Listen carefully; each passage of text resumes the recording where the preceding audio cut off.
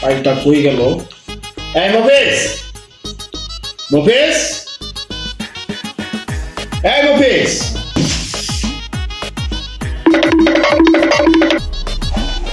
এই বেটা মফিজ, কাল বেশি লাগা তোর কতক্ষণ ধরে ডাকতেছি আমি, যেমন ব্যবসাটা লাগু যাবি।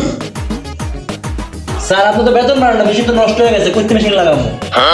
আরে বেটা জমি জমা বেচো, তারপর একটা কিনা দিব নতুন নতুন। ওকে ফাইল হলে স্যার ভাই বন্ধু ল্যান্ড মিডিয়া এই আদার প্লটটাই হাউজিং এর দেখছিলাম আমরা। চলো যাই ভিতরে যাই।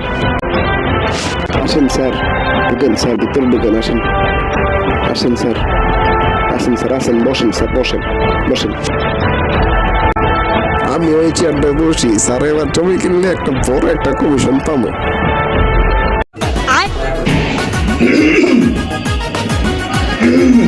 ভাই ভাই এই ভাই ওই না চিল্লান কি?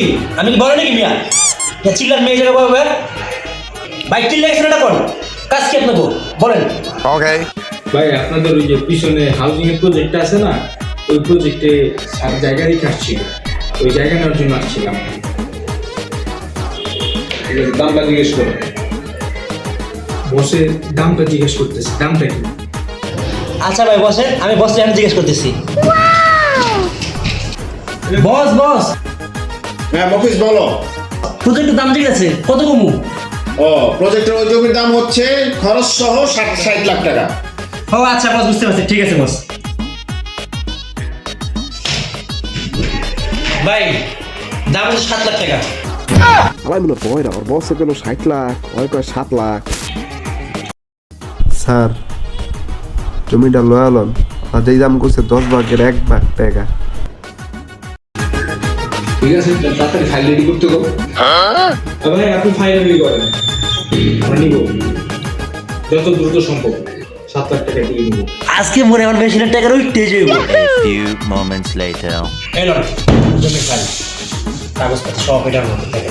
ওকে কিরে মফিজ, হাউজিং এর প্লটটা কি বেচা হইছে? বস বস, এটা 7 লাখ টাকা বেচে দিছি। হায় হায়, বড় মফিজ তুই করছিস কি? আমার 60 লাখ টাকা তুই 7 লাখ টাকা বেচে দিছস? হায় হায়, এখন মেশিনের টাকাটা দিয়ে দিয়েন। মফিজের বাচ্চা মফিজ, আজকে তোর মেশিন দিতাছি পুটকি দিয়া। Bye bye tata good bye गया।